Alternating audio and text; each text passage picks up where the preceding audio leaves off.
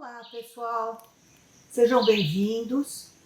Nós estamos aqui hoje para falar a respeito do ano de 2025, que vai ser um ano bastante movimentado e estamos aqui então para a gente detalhar um pouco isso para vocês.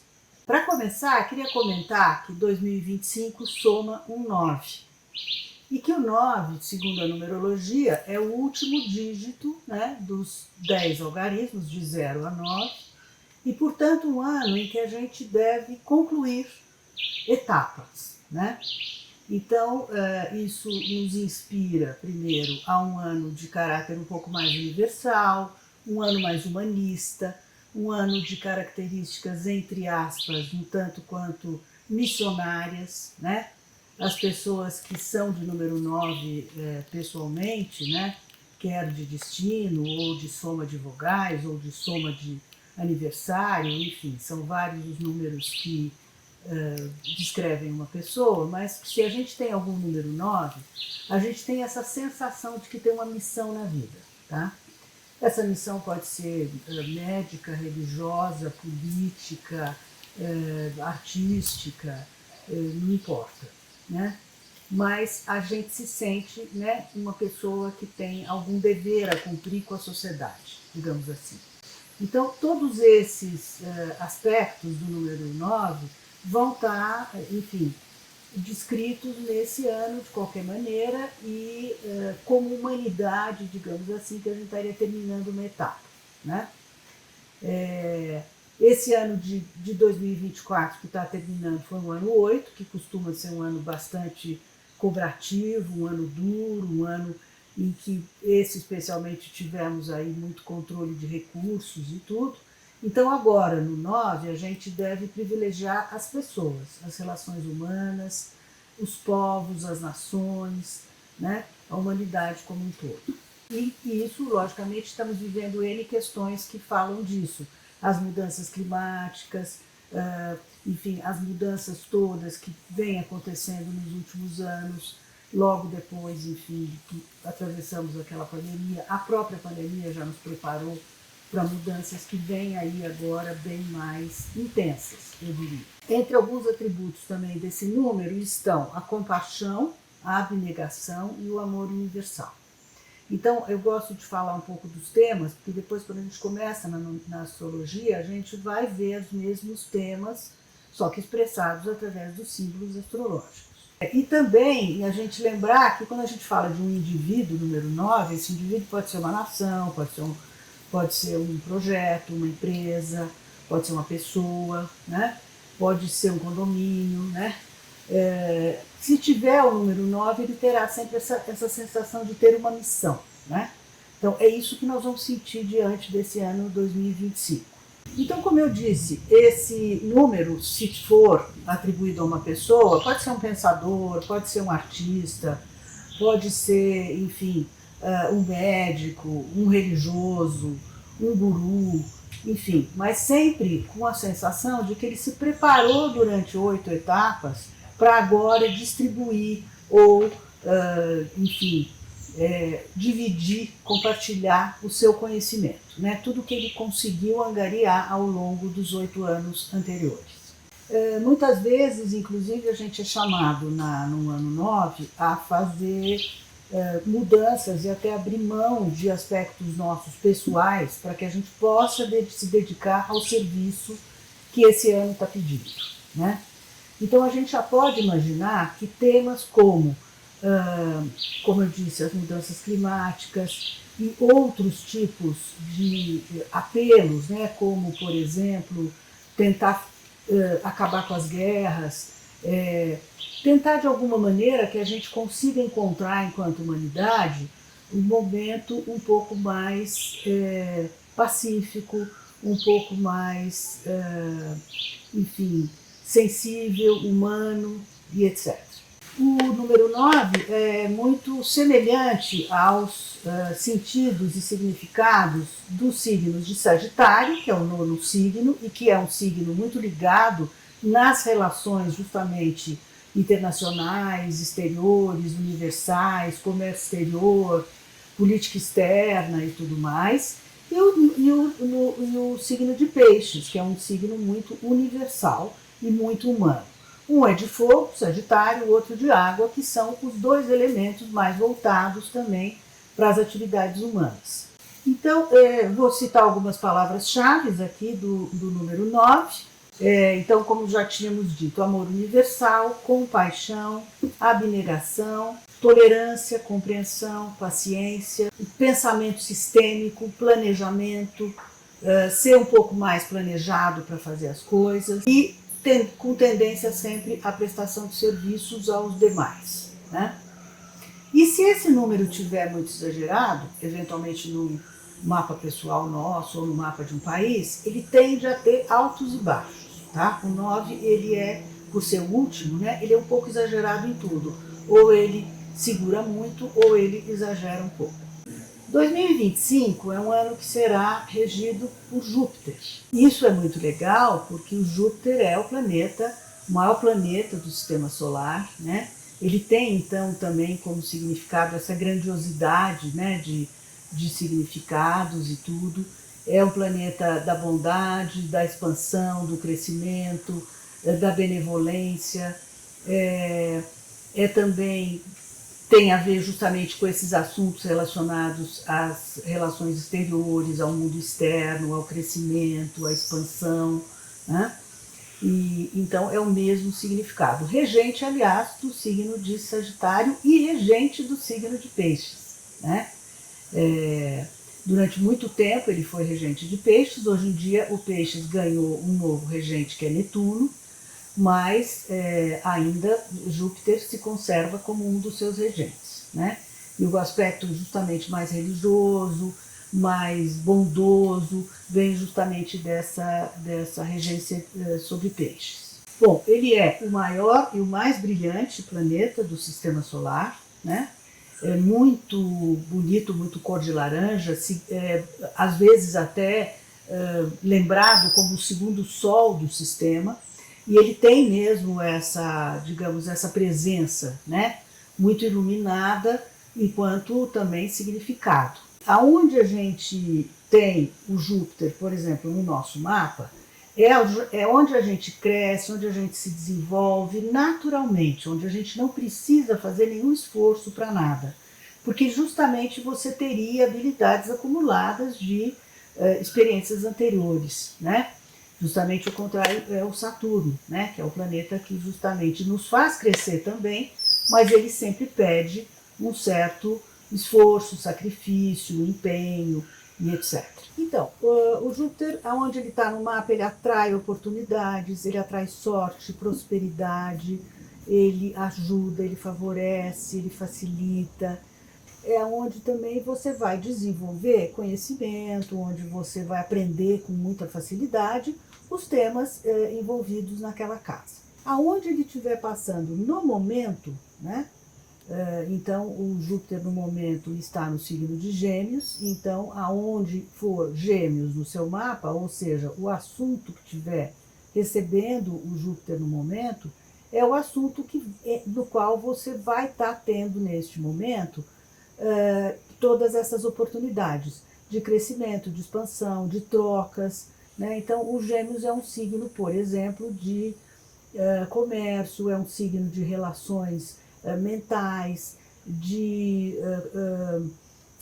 enfim, de aprendizado, de linguagem, de línguas, de deslocamento, trânsito, veículos. Então, tudo isso fica favorecido no mapa da gente, naquele setor onde a gente tiver os Gêmeos regendo. O Júpiter tem um outro significado também, que é buscar o sentido da vida.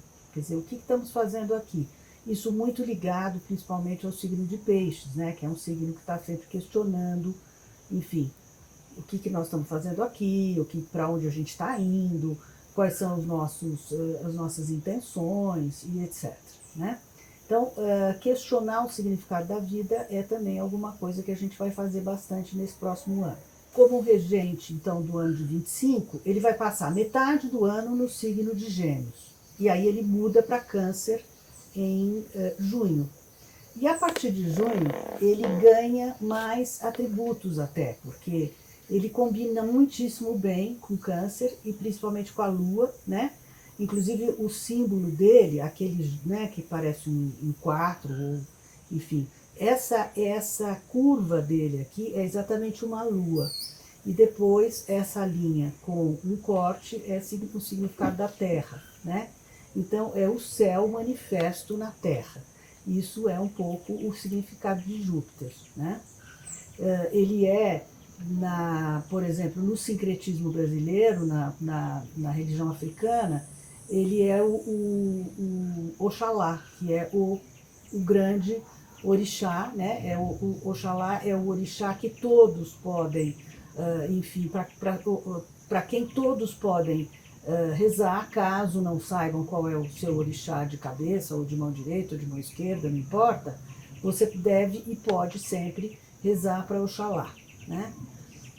Que é um Deus maravilhoso, é o Deus dos deuses, né? Das religiões africanas, e também muito cultuado no nosso país, né? E ele tem o atributo, o Oxalá, do livre-arbítrio, que é alguma coisa que Júpiter também faz através da liberdade, né? Ele pode ser comparado, se fosse um animal, a um cavalo, né? E um cavalo solto, né? Enfim, galopando e tudo, é uma maravilha, é uma imagem de liberdade. Ao entrar em Câncer, ele vai então adquirir os atributos do signo de Câncer, né? Então, proteção, cuidado, carinho, amor, atenção, proteção inclusive no sentido de casa, no sentido de teto, no sentido de alimentação. Ele tende então a favorecer crianças, bebês, mulheres, mães, processos, por exemplo, como amamentação, melhoria da saúde pública para esses públicos de crianças e mulheres, né? Favorece também meninas, né, em fase de adolescência, todos os programas que forem necessários para ajudar essa meninada a se integrar melhor na sociedade, tudo. Então, tudo isso deve ficar mais favorecido a partir da metade do ano. Bom, palavras-chave, então, do nosso amigo Júpiter: expansão, nobreza, religião, crença, idealismo, otimismo, um pouco de exagero, né? Ele é grandioso, ele engrandece, ele, por exemplo, né, um efeito colateral não muito legal é que quando ele está num ponto importante do nosso mapa, a gente pode ganhar uns quilinhos, principalmente no ascendente, ou no meio do céu, ou em cima do sol, a gente acaba sempre ficando um pouquinho mais gordinho, porque ele dá um pouco essa coisa dessa ansiedade também, né? Fica um pouco difícil a gente lidar com limites quando a gente está sob um trânsito de Júpiter. Outras coisas como grande fortuna, dogmas, assuntos legais, lei, ordem. Ele é regente de todos os grandes assuntos da humanidade, como, por exemplo, direito, justiça, história, leis, né? Porque ele tem muito a ver com a questão do direito mesmo. Outros temas como filosofia, honestidade, dignidade, um sentido um pouco dramático assim das coisas, né? Um pouco teatral, digamos até, esperança, razão, fé. Ele é também um amante do entusiasmo, da educação. Entusiasmo, inclusive, vem justamente de um aspecto da mitologia grega que quer dizer ter Deus em mim, entusiasmo, né? Então, por exemplo, o êxtase e o entusiasmo, que é ligado a um deus chamado Dionísio, é porque ele justamente acaba sendo tomado por esse Deus, ter esse Deus em mim, né?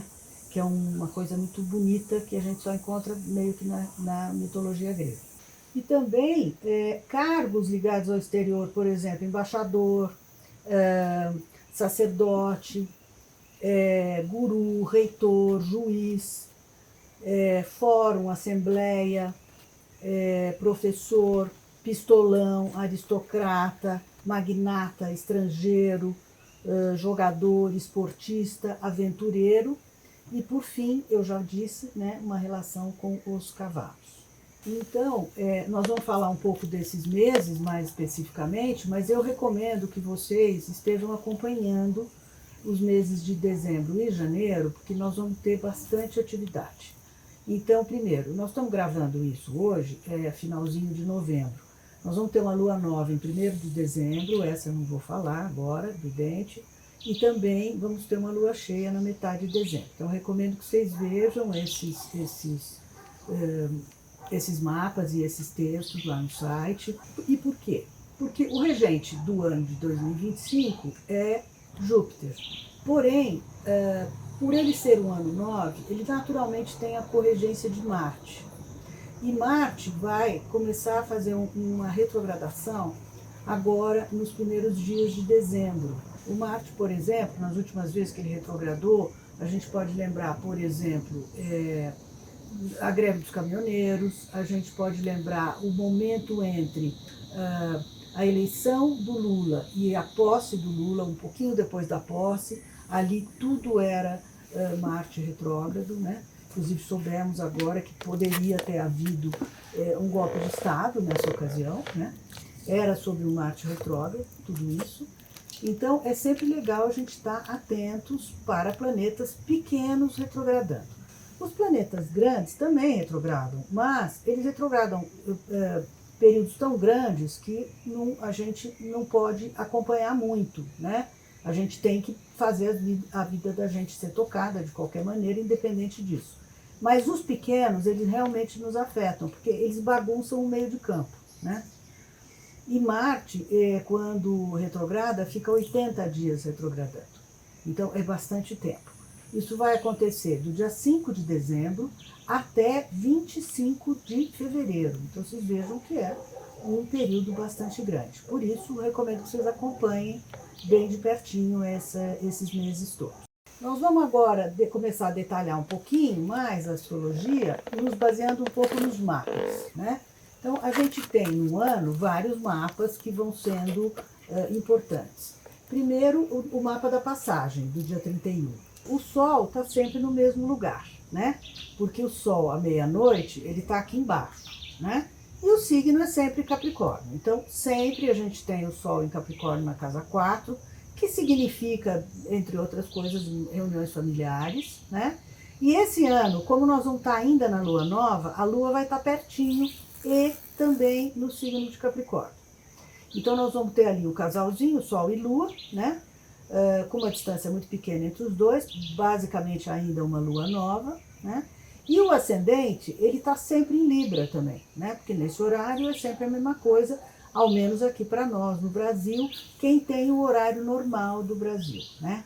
Quem tem o fuso de 3 horas. Quem tem 4 horas pode mudar um pouquinho, então ali de Campo Grande, Corumbá, para a esquerda já muda um pouco, ok?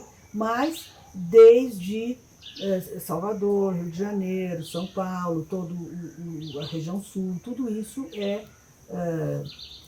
Capricórnio com ascendente em Libra. Esse ano também é Lua em Capricórnio.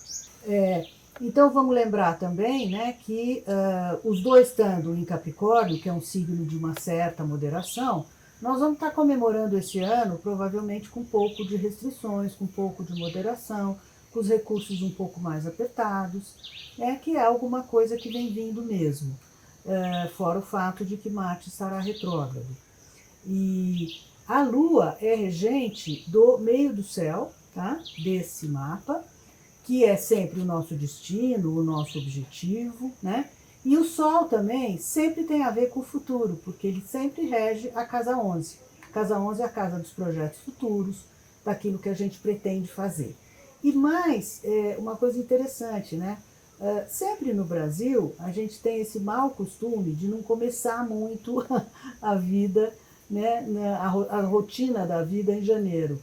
As pessoas tiram férias, depois, eventualmente, em fevereiro ainda estão se preparando para o carnaval. Esse ano o carnaval vai ser bem tarde, né? Ele vai ser no finalzinho de fevereiro para março, né?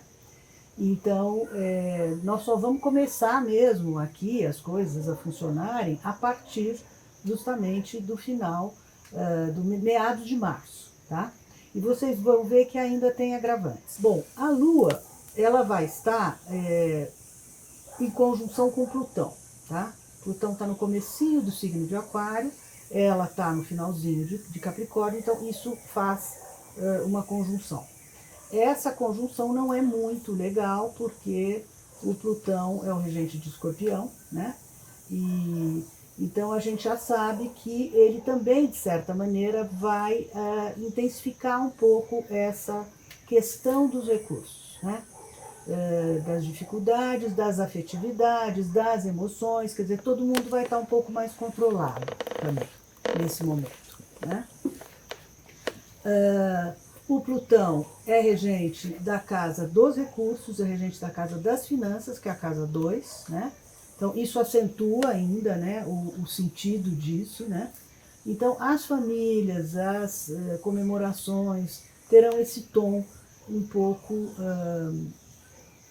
controlado, tá? E essa conjunção de Lua com Plutão vai estar em oposição a Marte, que está justamente no meio do céu desse mapa, né? Na casa 10 já, em Leão e retrógrado. Então, tudo isso, gente, tem uma super influência, né? Marte e Plutão são regentes da casa 2. Então, esse mês de janeiro vai ser um mês realmente de freio de mão puxado, não só nas questões financeiras, como também nas questões das ações, né? Quando Marte está retrógrado, a gente está meio com o freio de mão puxado, né? Não dá para a gente imaginar em que setor isso vai incidir, principalmente aqui no nosso país, porque em cada país também vai ser em lugares diferentes, em casas diferentes, mas aqui no Brasil, no mapa do Brasil, o Marte vai estar retrógrado na casa 6, que é uma casa de serviços públicos, que é uma casa de correio, telefonia, iluminação, enfim, todos os serviços que o próprio país presta para a gente. Então a gente pode imaginar que teremos problemas mais ou menos nessas áreas, ou mais ou menos com o pessoal, né, as pessoas que coordenam, comandam e, enfim, fazem esses serviços públicos funcionarem. Então, já dá para a gente ter uma ideia, né, de onde isso pode incidir. Não esqueçamos também que quando o Marte está retrógrado, nem tudo está visível, palpável, está muito claro, está perceptível, tá? Então isso a gente também tem que considerar, que a gente não vai estar assim no comando da situação como um todo. O ascendente, como vimos, vai estar em Libra, então é importante a posição de Vênus. Vênus estará na casa número 5 e no signo de Aquário. Ao estar em Aquário, ela faz uma tensão com Urano no final de Touro, né? E isso é uma tendência a uma grande agitação, tá? Então, regente do ascendente e tensão com Urano, que é um planeta que meio não para, né? E ainda mais, enfim, nessa fase, né, de passagem de ano e tudo mais. E tudo que a gente está falando aqui, de certa maneira, reverbera para o mês todo de janeiro, né? O próximo mapa que a gente vai ver é o da primeira lunação. Ela vai ser no dia 29 de janeiro. E nós vamos ter nessa lunação dois grandes estélions, como a gente chama. Nós vamos ter um estélion de 4 planetas no signo de Aquário, na casa 11, e vamos ter um estélion de 4 planetas também em Peixes, já quase no ascendente, e o ascendente está a 0 qualquer coisinha de Áries. Então, para vocês verem, o 0 de Áries é o signo sempre dos inícios. Então, a gente já pode, assim, basicamente dizer, né, simbolicamente dizer, que essa alunação de 29 de janeiro é que faz o ano realmente começar. Justamente porque está nesse grau 0 de Áries, tá? E esses dois grandes estélions, na casa 11 e na casa 12, já nos adiantam um pouco os temas do ano todo. Um ano completamente número 9, um ano totalmente universal, humano, voltado para essas questões, uma vez que a casa 11 é a casa da sociedade e como vive a sociedade, enfim, né, de seres humanos, a partir então de que regras, de que métodos, de que aglomerações de grupo e etc., uma vez que essa é uma casa, inclusive, política. Então, a política será um grande assunto do ano de 2025. Quando eu digo um grande assunto, lógico que os mapas que a gente tira para vocês são mapas tirados para Brasília. Então, claro, estou falando mais do nosso país. Mas, com 2 grandes estélions em 2 signos muito coletivos, né, Aquário e Peixes, nós estamos falando também desses assuntos em termos da humanidade, né? O signo de Aquário, um signo muito ligado à política, às estruturas sociais, aos grupos sociais e todas as aglomerações que a gente possa pensar em termos políticos, desde sindicatos, partidos, enfim, associações e instituições e etc. E na casa 12 a gente tem a humanidade como um todo. Então também o tema espiritualidade vai estar bastante forte nesse ano, ou seja, a compaixão, a preocupação com todos, essa coisa da gente ter uma consciência de que no Peixes, né, somos todos iguais, existe essa coisa muito horizontal em Peixes. Então esses são, né, na verdade, esses 2 grandes temas de 2025. Então, agora a gente vai falar da primeira alunação do ano de 2025, que vai ser no dia 29 de janeiro, por volta das 10h30 da manhã.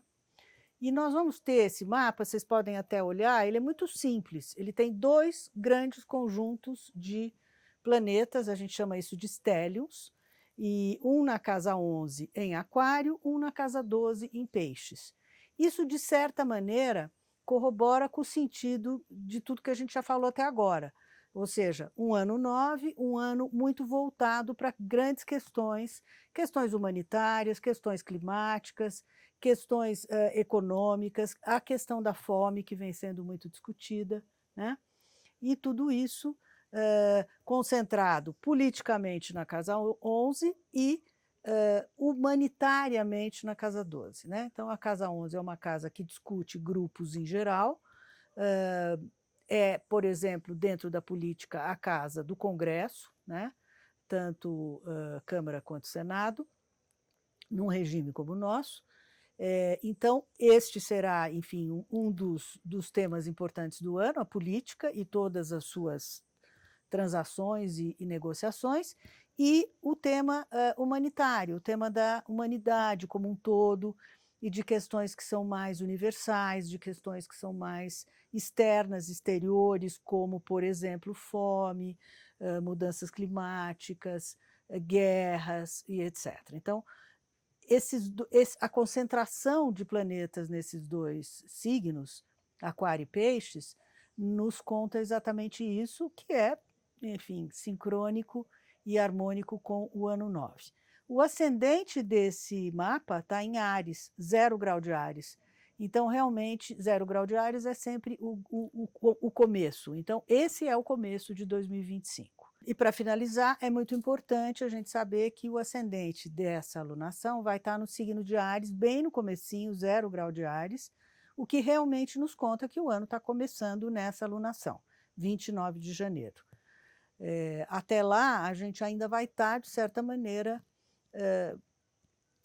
trabalhando os assuntos de 2024. Bom, o próximo tema que a gente vai falar agora são as retrogradações. Normalmente eu falo no final do vídeo, mas eu estou falando no começo porque a gente vai ter várias no começo do ano.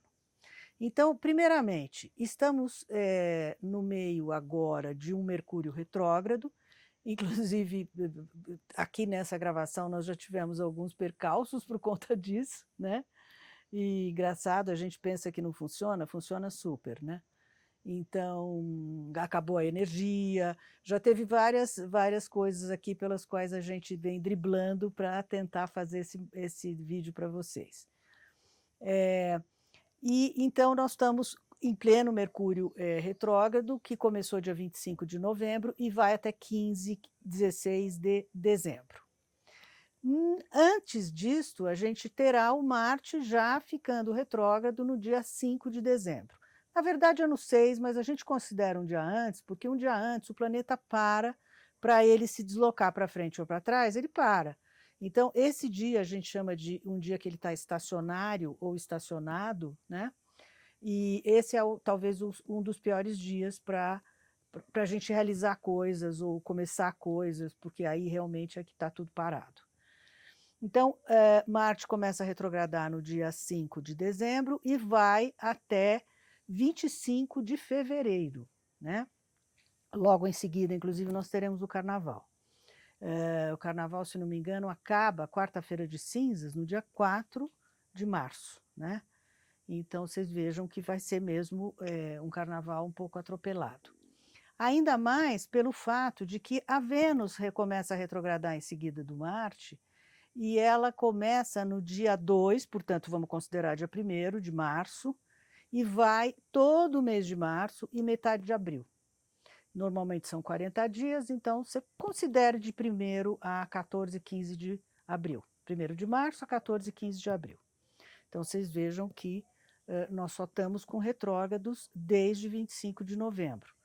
Né? Então, 25 de novembro a 15 de dezembro, Mercúrio, Marte, que começou 5 de dezembro a 25 de fevereiro, e Vênus, que começa 1º de março até 15 de abril.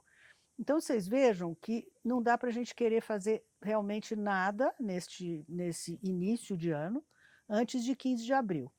O Marte compromete atividades em geral, né? Porque ele é um planeta de ação, ele é um planeta de fazer, de ir à luta, de buscar soluções, e, enfim, se esse planeta está andando para trás, mais ou menos a gente está com o freio de mão puxado.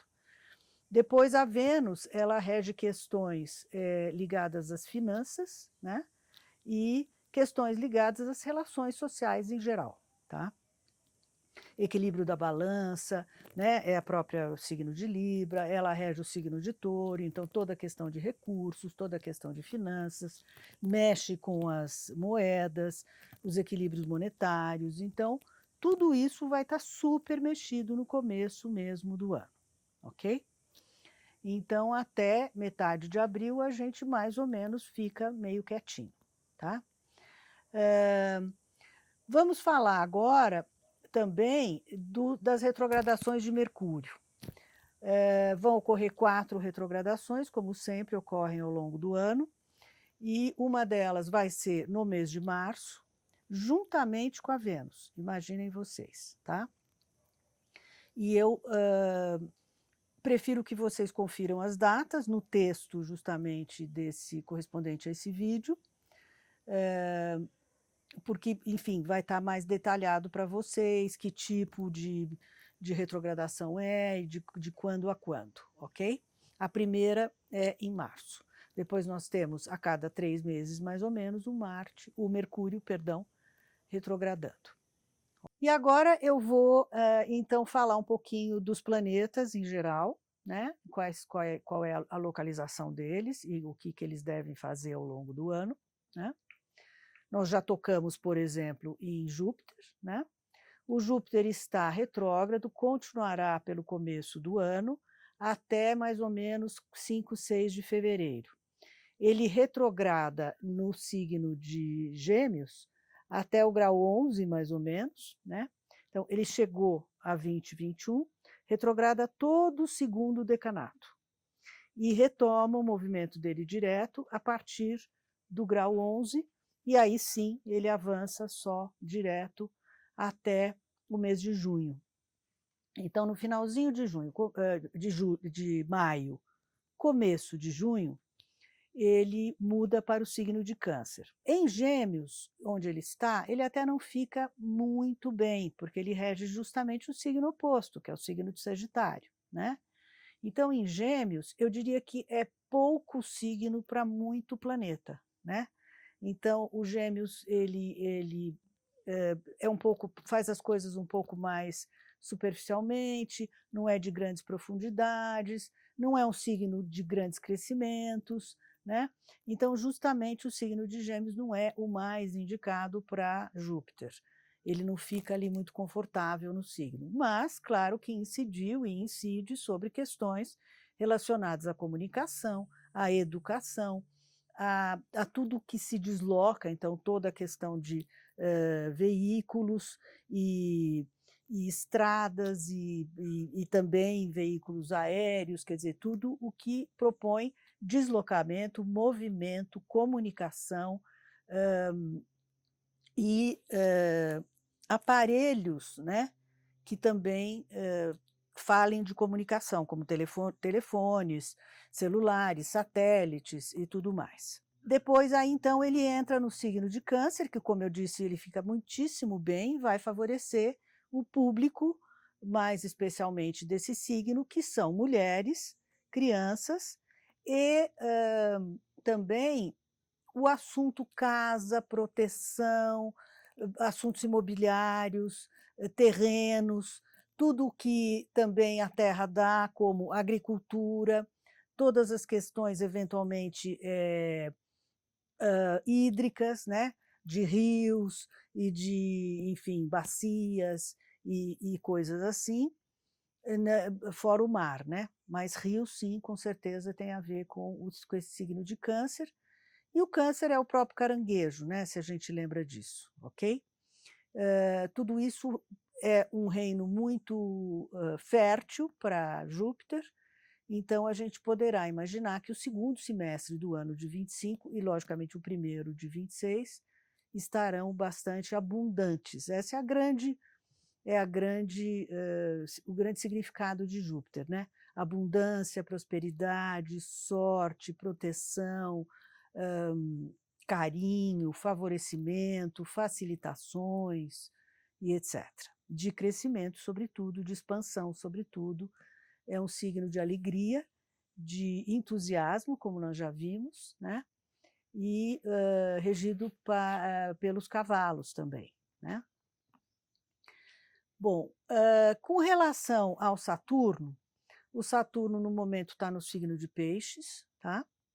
Ele acabou de começar o seu andamento direto, ele começou a andar do grau 12 e vai agora até o final do signo de Peixes, no final de maio, tá? E lá ele se encontra com Netuno. O Netuno terá entrado em Áries já. O Netuno está no final do signo de Peixes. Netuno fica num signo há algo como 15 anos, 14, 15 anos. Então, ele está no signo de Peixes, já no finalzinho, muda-se para Áries, já no final de março, tá? Ele já entra no 0 grau de Áries. E fica esperando o Saturno, que só chega em junho. E juntos eles vão entrar, então, no signo de Áries, uma vez que Netuno é muito lento, ele praticamente fica no 0 e no 1º grau de Áries, esperando um pouco o Saturno chegar. Aí o Saturno chega e eles ficam alguns meses nesse 1º grau e já começam a retrogradar. Então, os dois juntos retornam para o finalzinho de Peixes, mas é muito pouco, sobretudo o Saturno, tá? Então, essa é uma conjunção importantíssima, tá? Porque ela começa justamente no 0 grau de Áries. Qualquer coisa no 0 grau de Áries quer dizer um avanço, um arranco, um início, e um grande início, porque esse grau é o grau mais forte do zodíaco. Nós tivemos, a nossa geração, quer dizer, quem ainda está conosco aqui, tem uma geração ali do final dos anos 40, começo dos 50, 52, 53, que tem essa conjunção de Saturno-Netuno no signo de Libra, exatamente no signo oposto. E foi uma geração muito importante para o desenvolvimento dos relacionamentos, casamentos, foi ali que surgiu o divórcio, enfim. Então, os anos 50 foram inaugurados com essa conjunção também muito importante. Fora toda uma questão de também ligada à arte, né? Agora, em Áries, a gente pode esperar que aconteçam algumas evidências em cima de pessoas, né? Então, ou grandes líderes, ou grandes mestres, ou grandes heróis, que provavelmente protagonizarão os primeiros tempos de Saturno, Netuno em Áries, tá? O Áries tem muito a ver com o indivíduo, a sociedade é feita de indivíduos, e alguns deles se destacam por uma coisa ou outra. Então, a gente terá justamente esse foco em indivíduos que vão, por algum motivo, se destacar dentro das suas comunidades ou dentro das suas sociedades. E toda a questão, tudo que é muito marciano, né? Atividade, muitas coisas masculinas, armas, muitas questões ligadas à saúde, né? Os signos de fogo são muito ligados à saúde, Áries, Leão e Sagitário. Então, tudo isso deve se desenvolver bastante sob esta conjunção. Temos, então, agora a gente pulou o planeta Urano, vamos voltar para o planeta Urano. Urano também muda de signo, ele está saindo do signo de Touro ali pelo final de junho, e no começo de julho ele entra em Gêmeos, o que vai melhorar muito a performance do planeta, porque ele é o regente do signo de Aquário. Então, é claro que num signo de ar, como Gêmeos, ele vai ficar muito bem. E vai favorecer muito a educação, né, que é um tema de Gêmeos, a educação, não apenas, mas também a alfabetização, todas as transações comerciais, porque ele é o signo do comércio, todas as questões de deslocamento, desenvolvimento de veículos, quer dizer, ciência e tecnologia muito ligada a isso. E também eu acredito que Urano tem bastante a ver com o céu, né, gente? Urano é o próprio céu. Então, acredito que também haverá um desenvolvimento grande nas áreas do espaço mesmo, né? Nos desenvolvimentos, enfim, espaciais. E vamos lembrar que Aquário acabou de ser adentrado pelo planeta Plutão, que entrou agora no dia 19 de novembro em Aquário, muito assim, tranquilamente, não havia Mercúrio retrógrado nem nada. Pela terceira vez, ele já entrou, já andou 1 grau e pouco, depois voltou, daí andou mais 2, voltou para trás, e agora definitivamente em Aquário. Então, lembrar que Aquário é um signo extremamente popular, né? É um signo de muita gente, é um signo de grupos, é um signo da política, é o signo também de todas as agremiações políticas, como sindicatos, enfim, e também instituições, e todas as instituições públicas, né? Ministérios e tudo isso se dão sob o signo de Aquário, ou são regidos por esse signo, além do Congresso e do Senado. E também você tem em Aquário um grande desenvolvimento científico e tecnológico. Então, tudo isso deve sofrer, entre aspas, no bom sentido, avanços muito grandes ao longo dos próximos 20 anos, tá? Dessa vez o Plutão vai ficar bastante tempo, até 2044, nesse signo, que acredito vai desenvolver muito todos esses quesitos. Então, eu convido vocês a ver esses detalhes a respeito dos planetas, porque é muito importante a gente estar ciente dos movimentos deles, para a gente ver os movimentos universais, mas também para a gente ver os nossos pessoais. Aonde é que isso está se dando nos nossos mapas pessoais. Então, agora a gente vai falar do último assunto de 2025, que são os eclipses. Normalmente acontecem 4 por ano, às vezes 5. No ano de 25 nós vamos ter eles funcionando normalmente, né? 2 pares de eclipses. O primeiro é em março, o primeiro par, em que a gente vai ter nos signos de Virgem e Peixes, e depois, no segundo semestre, nós vamos ter no mês de setembro, e aí já pegando Virgem, porém Áries, né? E não Peixes, né? Então no Peixes termina agora no primeiro semestre, e já no segundo semestre a gente vai ter então no signo de Áries. Foi um prazer poder trazer essas notícias todas para vocês. 2025 vai ser, como vocês viram, um ano de grandes mudanças. Tem 4 planetas lentos ou coletivos mudando de signo. A gente não considera muito o Júpiter, porque ele muda uma vez por ano, né? Então ele fica um ano em Câncer, depois já vai para Leão e assim por diante. Mas os outros 4 mudam de signo por longos períodos, né? Então vale a pena a gente se dedicar aí e estudar um pouquinho esse ano, porque agora, nesse ano 9, arremata uma etapa e já começa a contar para a gente para onde vai, sabendo que realmente iremos em 26, que é quando teremos um ano número 1 e uma grande virada promovida pelo ano 10, que será a soma de 2026. Então, um grande abraço para todos, tenham um feliz fim de ano, um bom Natal e um super 2025 para todos vocês. Tchau!